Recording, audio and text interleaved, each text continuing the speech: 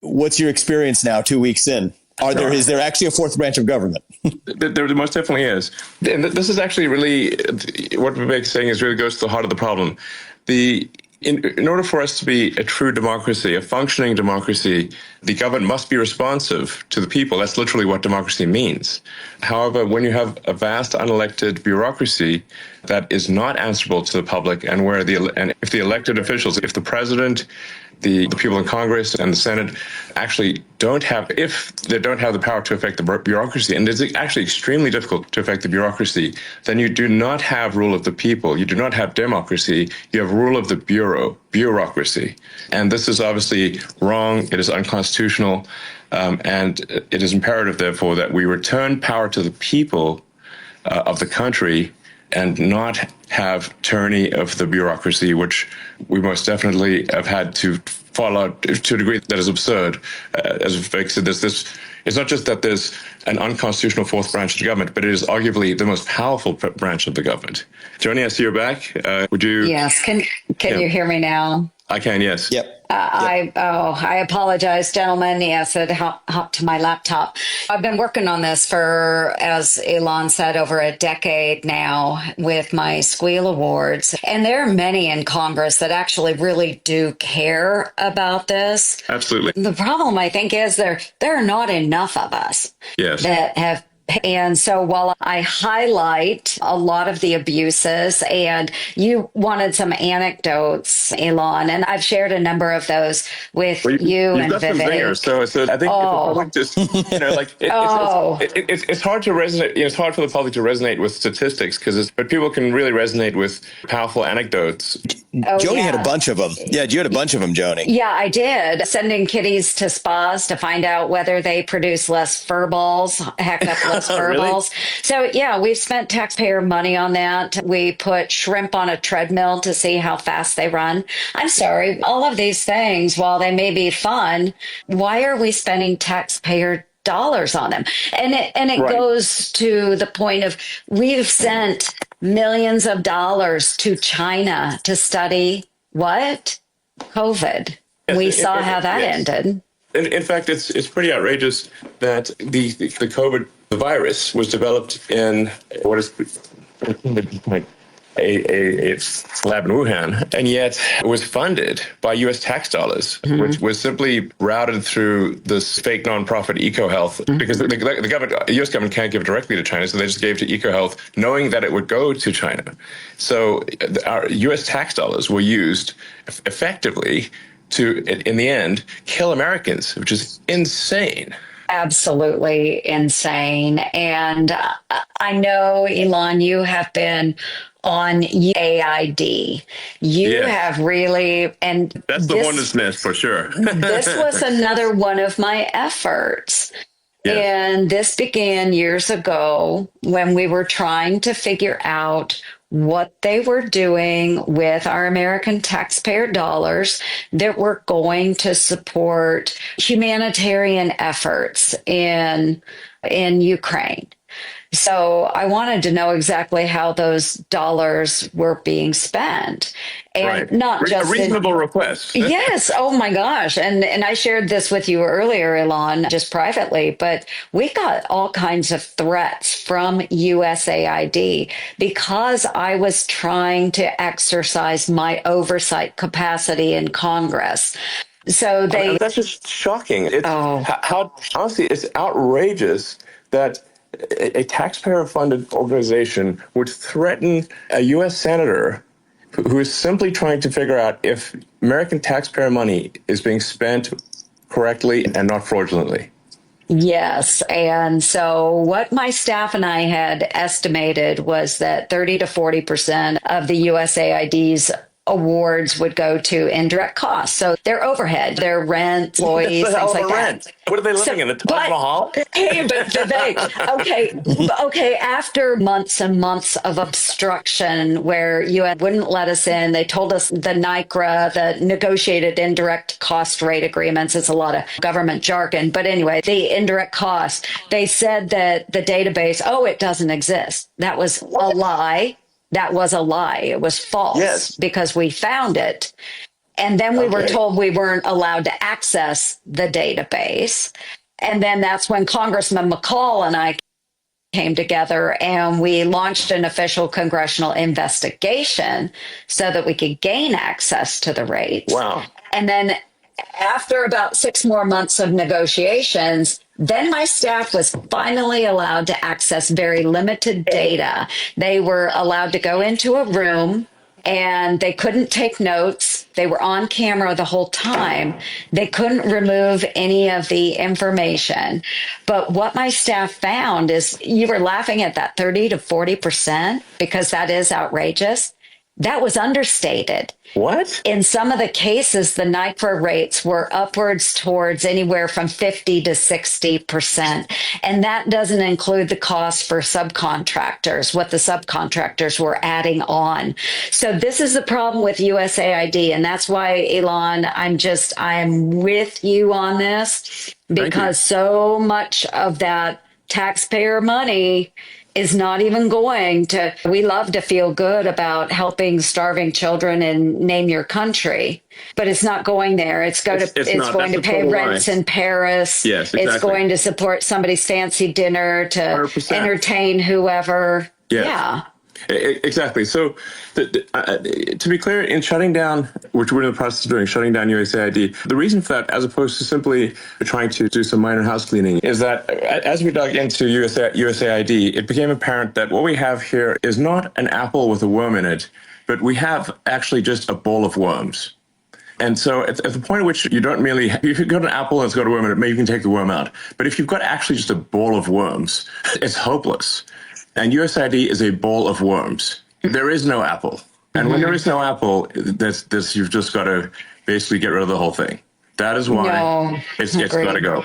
It's beyond repair. So, yeah. Well, There's a solution to this, which is that, let's say something's cut that the people of this country just demand needs to exist again. It can always be voted back into existence by Senator Ernst and her colleagues. And totally. The fact that isn't going to happen reveals exactly why many of these agencies, really, deletion is the only answer that's left. Yes, but that's exactly right. If it turns out we really need such an organization in the future, we just create it. Problem solved. By the people. Yes, by the people, answerable and answerable to the people and to the people's elected representatives. That is the way that government is supposed to work. That I agree. And more transparency. Sunshine is the best disinfectant out there. And they hate sunshine. That tells you something. Yes, we need to be able to exercise our oversight. And this is where we have been blocked so long in Congress. You can go onto my official website on the internet. Yep. You can look through my priorities, go to my squeal area. You can go back. I've got the last several years on there of efforts, whether it's USAID, NIH, the National Institutes of Health, those taxpayer dollars that were going to China's Wuhan Institute of Virology, SNAP overpayments through USDA and the states, you name it.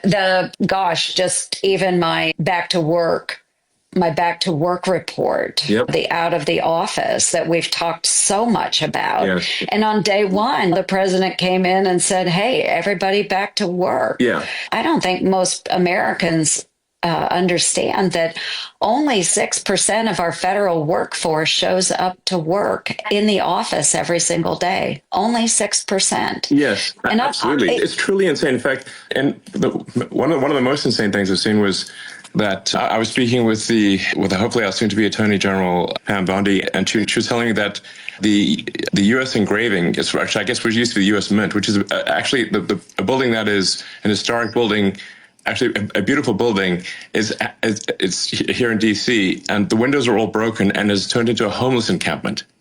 That means like this. No one comes to work to such a degree that this beautiful building has all the windows broken and is turned into a homeless encampment in downtown DC. That's how absurd it is. It's beyond belief.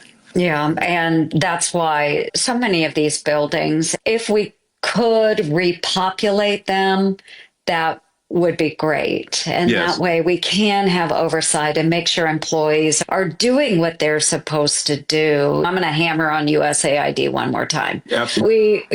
So we talk about the locality pay abuse, and that's what happens when people aren't working in the office.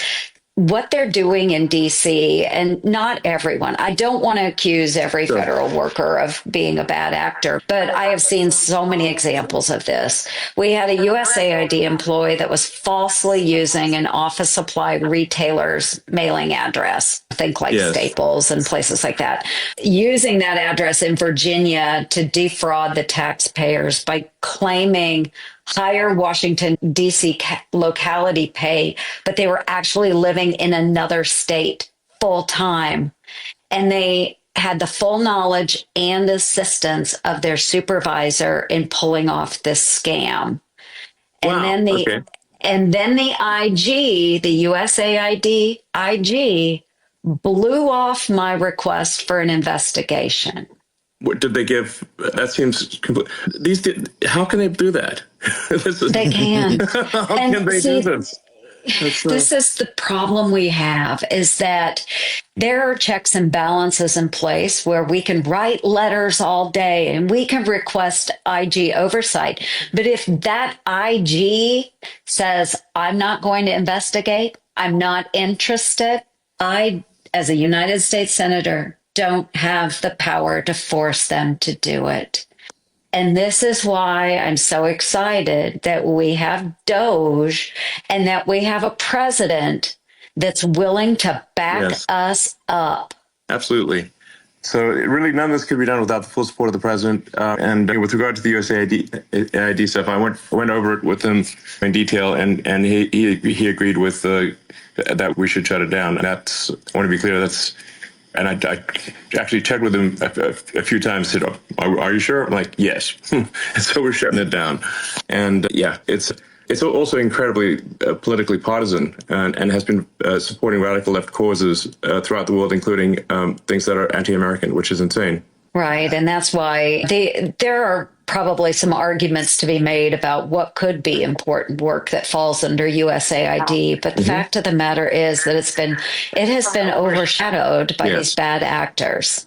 Yes. If there are truly good pro-American programs, then let's move them to the State Department. Exactly. Let's make sure we have proper oversight. Exactly. Let's make sure that when senators and congressmen are asking for documents, that they provide them in a timely manner. Yes. Let's make sure the IGs are upfront and honest and wanting to be the watchdog over the agencies that they are charged with. This is not rocket scientist, and you're a rocket scientist. This is simply common sense and being responsive to the electorate. And that's, you just can't have these sort of institutions which are taking lots of taxpayer money, but then are not answerable to elected representatives of the public. Then they're totally disconnected. So I call it, like, we must move away from rule of the bureau to rule of the people, demos. And I would say I'm hopeful that some of this creates momentum, Joni, with senators, with some of your colleagues as well, in passing the REINS Act, right? Half of this is decades of Congress effectively just punting off the responsibility to avoid accountability. Not you, but many of your colleagues over the years. And hopefully, if this is a catalyst to say, Congress and the Senate say we take the lawmaking power back to the elected representatives of the people and get the kinds of things done that haven't gotten done for years, like the REINS Act and other mechanisms to say lawmaking power comes back to Congress. I think that could be one of the best things to come out of all of this. I'm hopeful that happens this time. I know you're supportive. Yeah. Like, so fundamentally, there's got to be a feedback loop to the people. You can't have these organizations that are just disconnected from the will of the people. Like I said, you just fundamentally do not have a democracy in that situation. You have tyranny of the bureaucracy, which is just inappropriate and needs to end. By the way, Len, you know who's pumped up about you bringing everybody back to work is actually Muriel Bowser, mayor of D.C. Okay. I mean, you're talking about the homeless encampments. I talked to her maybe, last month or month and a half ago. And that's a Democrat. Doesn't matter. It's basically the base principle of A, self-governance, and B, saving money and making sure that our buildings aren't being infested by homeless invasion, but instead is actually creating a thriving capital, I think is shockingly a bipartisan idea if we give people the permission to come out as Democrats and say those things make sense, which I think we're seeing some of, which I think is cool. No, you're absolutely right. The lack of people showing up for work in D.C. has actually made D.C. look like a ghost town. In fact, parts of D.C. It looks post-apocalyptic in parts of D.C. because once people start coming to work, then the restaurants close down, then the stores close down, and then you just have boarded up stores and restaurants, and it destroys the small businesses in downtown D.C. Yeah, and there's a reason why people come to work and are more effective and more collaborative in one place. Which are rediscovering, why do you have offices? Oh, it turns out there's a reason. And the president has made his will clear. Return to work, that's it. End of story. I think the first 2 weeks has been pretty massive. And if it continues at that rate, even if you think about one of the big economic questions right now is the 10-year treasury rates, right? They're going up. Bond markets don't like our national debt. If this is the pace of what cutting looks like presented in a coherent plan, I'm hopeful that bond investors and credit investors in the U.S. government debt can at least say, okay, this is positive progress, which actually will bring down not only the costs that you're cutting directly, but also our interest rate costs. Yes. And I think that's really when we hit a virtuous cycle here, which I think could happen soon. No, I agree. Actually, the bond markets do not currently reflect the savings that I'm confident we can achieve. And I'm giving a talk later this week with JP Morgan Chase and Jamie Dimon, and that'll be obviously a financial audience, and really to say, look, if you're shorting bonds, I think you're on the wrong side of the bet. It's basically seriously, yeah, it's really basically the bond. There will be less debt needed as we stop wasting taxpayer money on crazy things, whatever the $50 million for condoms to Gaza, which I suspect didn't actually end up being condoms in Gaza. That's a lot of condoms, guys. What is that, a super tanker of condoms? I mean, how many do you need? Oh my gosh, you guys. That's a real line item. He's like, is this fiction? I don't doubt that we did have those items going to Gaza. I don't know if it was that many, but that was the line item. It was $50 million. This is the problem. Yeah. It was probably that line item, but God knows what it was really. Exactly. But that's the problem we have with the budget and why when monies flow through all of these entities, we may have a line item that goes to, say, USAID or maybe goes through USAID to the United Nations. And then from the United Nations, it goes to a subcontractor. And from that subcontractor, it goes to someone else. It is a nightmare trying to follow that money and to understand what it's actually being used for. So again, going back to the transparency, we need to make sure that we have our eyes on it and that it's easily accessible. And maybe not just by members of Congress, but also the public as well. I agree. It should be, if it's public money being spent, it should be in full view of the public. And when they want to hide the stuff, frankly, it is the reality is because there's massive fraud and abuse. That's the reality. Nobody needs to hide something unless they have something to hide. Once in a while, you've got something that's, say, an intelligence operation or that actually needs to be classified, but that's a rare situation. That's a tiny fraction of expenditures. The vast majority of these things, it's unfortunately a tremendous amount of fraud and abuse. And the reason that it's so extreme with the federal government is that the checks never bounce for the federal government. Okay, so the federal government can always make more money. And the problem is that in doing so, that's what creates inflation. Something that I really want to reinforce for people is that it's government spending that creates inflation. So when you see prices go up at the grocery store, it's because the government spent more money than it brought in taxes, increased the money supply, diluted the value of money, and made your paycheck be less valuable. It meant like the prices are going up because of government-induced spending, of government spending that results in inflation. So it's just very important to connect those dots because people they think maybe the supermarket's taking advantage of them, and they're not. You can look at the financials of the supermarket; they have 2% margins. It's got nothing to do with price gouging of the supermarket. It's just that the government spent too much that increased the money supply and diluted the value of somebody's paycheck.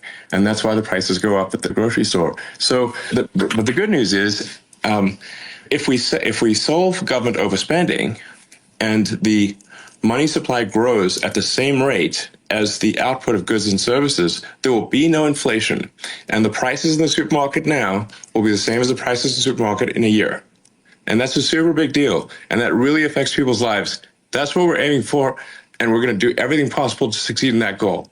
And I think every dollar saved, the problem you just mentioned, Elon, is exactly why 10-year interest rates on U.S. Treasuries are persistently going up. Even if the government's trying to make them go down, the market's bidding them right back up. Yes. But conversely, for every dollar, hard dollar actually saved, right? So how many ever billion it was in the first 2 weeks, there's actually, it's almost like a 2-to-1 saving, because that means that the interest rate that lenders to the U.S. government charge will go down. Yes.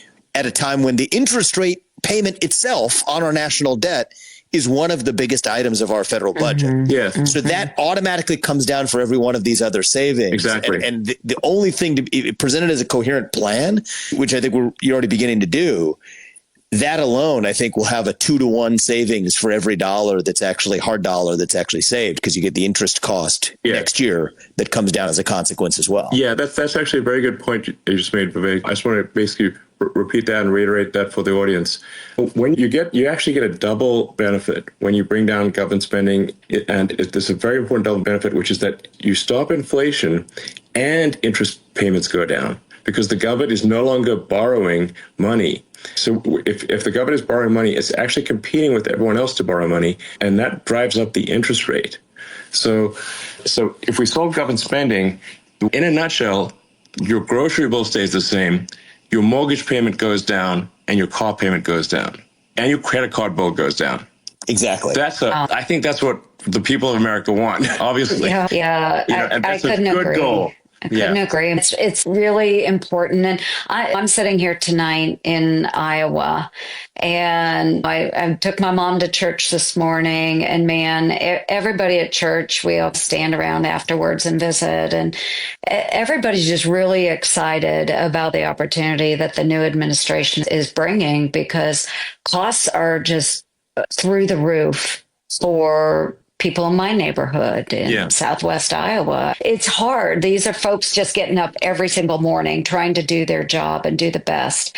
And yet we as a government have failed to listen to their needs, and then to be able to cut the spending at the federal level to make sure that their taxes stay low, and make sure that we are paying down our debt.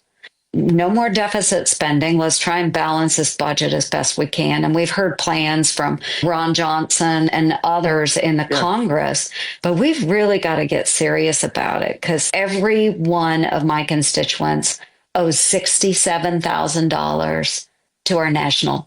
That's outrageous. And it's getting worse over time. So really, if we don't do something about it, America's going to go bankrupt. That's the fact. So we must do something about it. It's imperative. Senator Mike Lee, I see you've joined. Would you like to add something to this conversation? You've got some great stuff as well to talk about. Yeah, I'd love to. Thanks so much for the invitation. Look, I see this as an inflection point.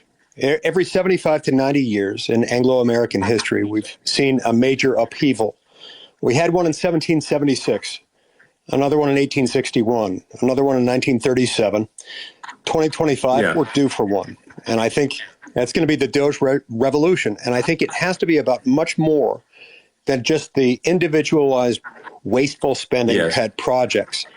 At the core of all this is a fundamental ailment, which is that we've missed the purpose of the United States government.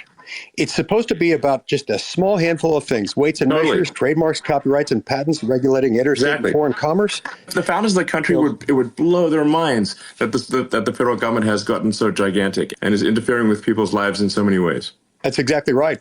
And then we've compounded the problem once we lost track of what the federal government's purpose is. We put the wrong branch in charge of the wrong responsibilities. We've been making most of our law, 100,000 pages a year, through the executive branch, which the Constitution says you can't do. It says you cannot make a federal law unless you go through both houses of Congress and then give it to the president. So we've destroyed federalism and separation of powers. I think for Doge to succeed, we have to restore both of those. In my view, the best way to start is by passing the REINS Act, which would require Congress to enact those laws. And I think to get that passed this year, we've got to attach it to the debt ceiling bill. I posted on that on my base Mike Lee. I absolutely agree with you 100%. What you're saying is just absolutely true. That there's vast amounts of federal regulation, which are de facto laws that are created, that it's an incomprehensible amount. It's literally no human could possibly even comprehend it. If you tried your hardest your whole life, you'd barely understand a small fraction of the regulations. And these regulations, if you look at them, there's millions of them, and it's not like any one regulation is the showstopper, but it's the way I visualize it. It's like Gulliver. Like America's like Gulliver, tied down by millions of little strings, and we need to cut those strings and free the giant. Exactly. That's exactly right. Those laws, which they are laws, those will put you in prison. Those will shut down your business. Those will ruin your life if you disobey them. No different than any other law. It's totally crazy. It's exciting. Elon, isn't it true President Trump has an executive order that says for every one new regulation that is put into place, 10 have to be rescinded? Yes. Yes. And now, of course, the bureaucracy is going to try to game that by having the one regulation when, like, somebody says, everyone can ask one question, but then have a question in 10 parts. So it's possible to it's possible to game the regulation. So I think in addition to that executive order, which I certainly applaud, I think we need to go in and do wholesale removal of regulations. Like, regulations basically should be default gone. Default gone, not default there, default gone. And if it turns out that we missed the mark on a regulation, we always add it back in. These regulations are added willy-nilly all the time. So we just got to do wholesale spring cleaning of regulation and get the government off the backs of everyday Americans so people can get things done, and the government doesn't have a sort of boot on the neck of the average Americans, which is because one of the core founding values of this country, what has made America great, what will lead to further greatness, is a focus on merit, that you get ahead as a function of your hard work and skill, and that you have freedom. It's free. It's the land of freedom and opportunity. And if the government has millions of regulations holding everyone back, it's not freedom. We've got to restore freedom.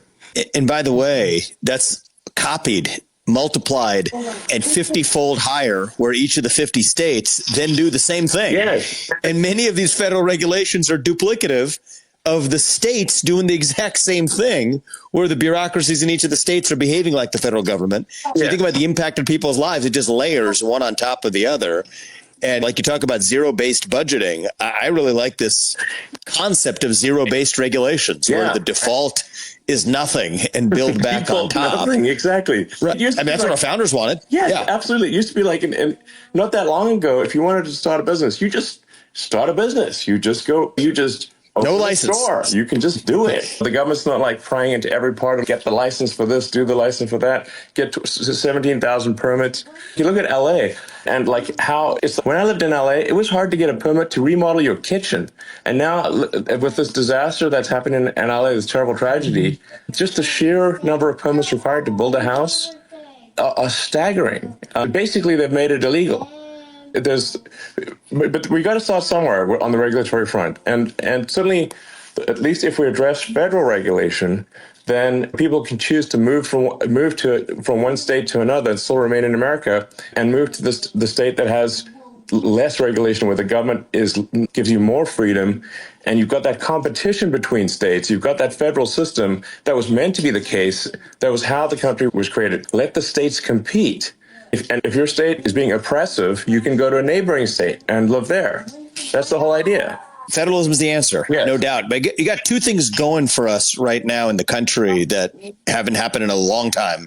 One is a willing president, Donald Trump, who actually believes everything that all four of us have just said, which is a beautiful thing.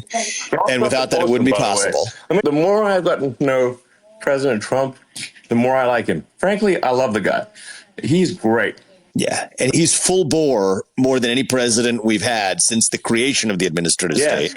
So I think that's number one. And number two is, thanks to him, actually, in his first term, you got a Supreme Court that 6-3 vehemently agrees with everything we've just said. Yes. And so I think it's possible. Yes. Now. In fact, it's actually possible. Yes. In fact, if it's not possible now, it'll never be possible. This is our shot. This is the best hand of cards we're ever going to have. And if we don't take advantage of this best hand of cards, it's never going to happen. So we're going to do it. I agree. Now or never. Yeah, now or never. And I do think you're right, Vivek. With the first administration of President Trump and lessons learned through that administration, and now in the second administration, the stage is set. And he knows how to aggressively tackle a lot of these issues that have plagued us for years. And folks ask me, oh, Trump's first 100 days, what is that going to be like? And I'm like, forget the 100 days, folks. It's going to happen a lot faster than that. And he needs to continue to be aggressive. And we all know there's going to be bumps along the way. Of course there are, because we're moving at the speed of relevance here. But we've got to get in there and make an impact so that our constituents can actually see the benefit, because we've got a tough mid-cycle or mid-presidential year election coming up in 2026. And we cannot lose the House or the Senate, because then the president will be dead in the water. Yeah. And absolutely. we just need to move out. Move out. Yeah, I think that's really the people will judge the performance and whether actually we got things done and whether things are better off and in 2 years. And I think if people feel like, yeah, they're better off, the country's working better, they feel there's the reward for hard work is there, that their paycheck's going further than it used to, that their standard of living is better, their mortgage is lower, the credit card bills are lower, the prices at the stores are the same, they haven't risen dramatically, then I think there's no problem. We will win the next election. The people will reward that. So I think that's what needs to happen. But I think if it does happen, there will be a Republican win in the midterms, and which is unusual. But I think if we make these goals happen, I think we'll actually have an increased majority in the House and Senate, and be able to continue to, as the president would say, make America great and even greater. So love it. In the case of the blanket that, Elon, you and I have talked about this, Mike Lee, you and I have talked about this, might as well just say it here as well, is when in doubt, push it to the states, right? If there's some doubt about, okay, we're not sure about this regulation. You got a whole nuclear energy framework at the federal level. You have an entire one in each of the 50 states. Same thing for spending or some other program. Are people going to really suffer if this is taken away? Federalism is the answer. Just push it to the states. And I think that's a big part of, obviously, what I'm looking to do next. But it's governors across the state, whatever, let them bear the load of what the federal government needed, because that's actually what the founders envisioned in the first place. I know, Mike, you've been a crusader for this since day one. No, that is right. That is the whole reason I ran for this job 15 years ago. The fact is, the people of our country are upset. They're upset about our government because it manages things poorly.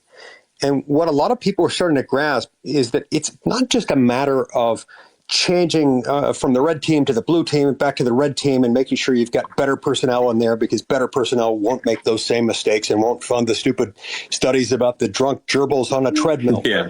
The point is, it's poorly run.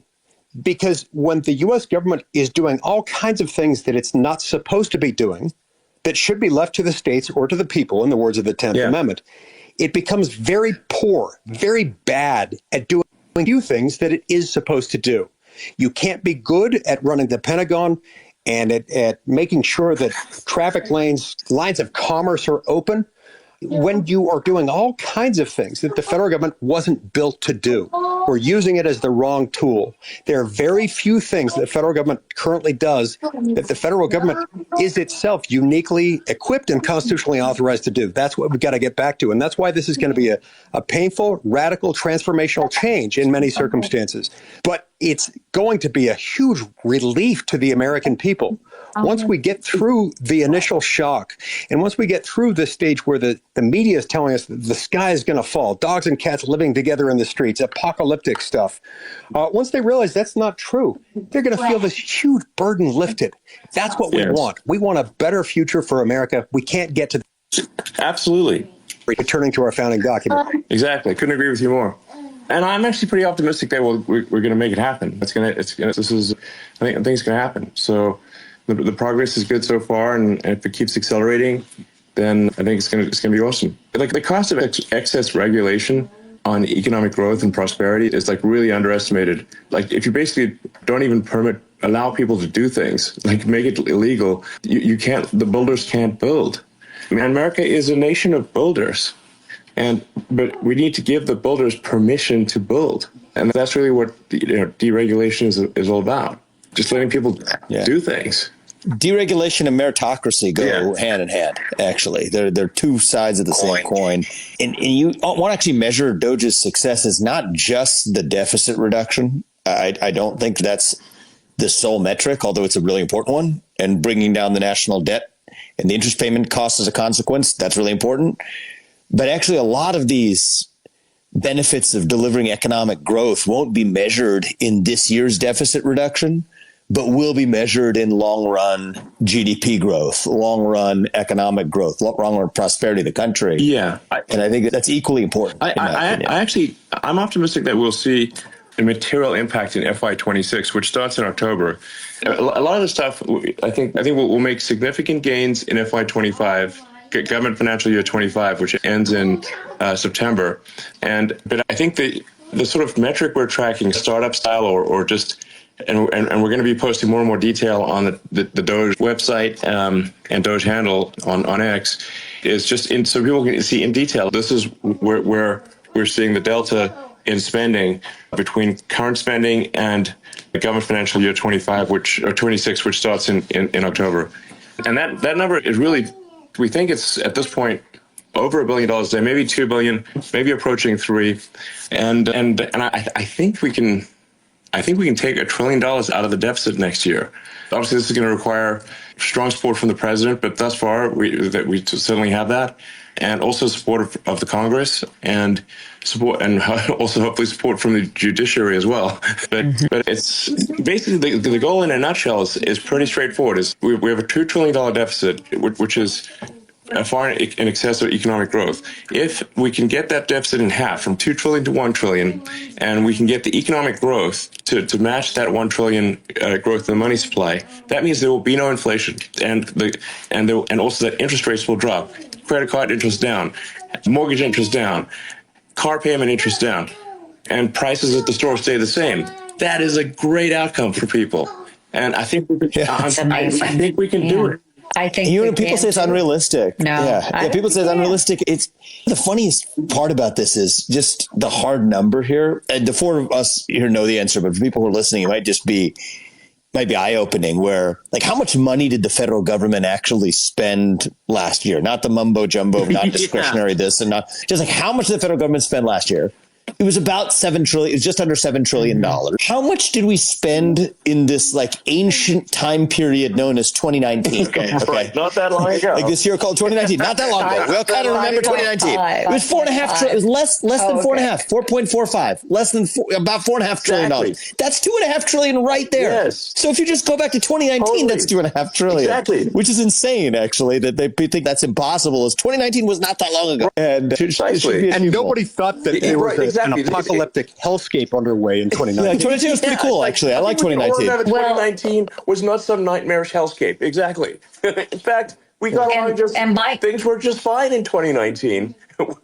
Mike can vouch for this too, though. What we saw with COVID, as we were pushing all those dollars out the door, they started a lot of programs with those dollars, and people just continue to expect those dollars to come, even though we're way beyond COVID. Yes. Way beyond COVID. So often people will say, you can't reduce deficit that much because what about all the entitlement spending? There's the sort of guaranteed spending.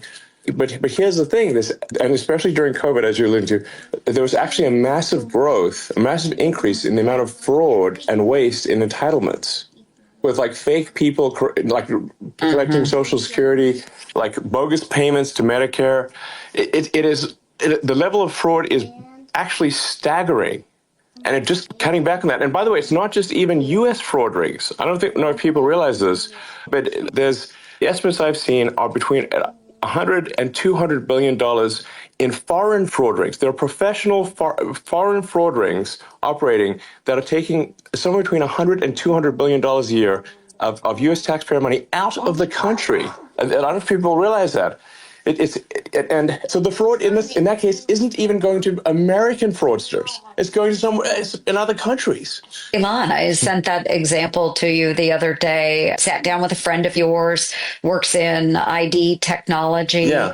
and he showed me that video of a deep fake where it was a Chinese scammer trying to receive U.S. federal government benefits. Just it's outrageous. But so much of that money that Chinese scammers are taking out of the pockets of our taxpayers. Yes, and I mean, there's American entitlements are being defrauded by people not even in the U.S. and from many other countries because the fraud controls are so weak on the entitlements programs. The due diligence is so bad that it's actually possible to operate hundreds, if not thousands, of fake people and get entitlements sent to you that you then take the money out of the country, out of the United States. This is happening as we speak. It's utterly insane.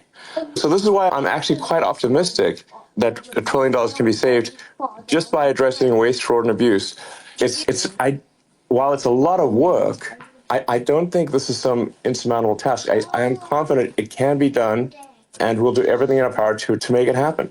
And I think that'll be, if we succeed, and I'd like to ask for the support of the American people, because we're going to get a lot of opposition. Because let me tell you, what I remember most from, one of the things I remember from the PayPal days was that who complains the loudest is the fraudsters. Okay, so when somebody was trying to commit fraud to PayPal, where we would see the most amount of righteous indignation, like it would be like immediate, over-the-top righteous indignation, was from the fraudsters, not from honest people. Because honest people are like, oh, I think there's something wrong with my account. I wonder what's wrong. Let me inquire. But the fraudsters will come at you immediately.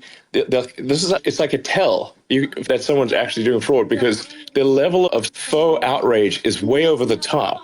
So we're going to get a lot of that. A lot of people claiming with fake outrage, claiming that they're a single mother with kids just trying to feed them. Meanwhile, it's like some dude operating a fraud ring out of another country, actually. That's what the kind of thing we'll see. So really, I would like to ask for the support of the American people in pursuit of this goal, and bearing in mind that we're going to see some pretty outrageous stuff from the fraudsters as we crack down on fraud. They're going to be the loudest complainers.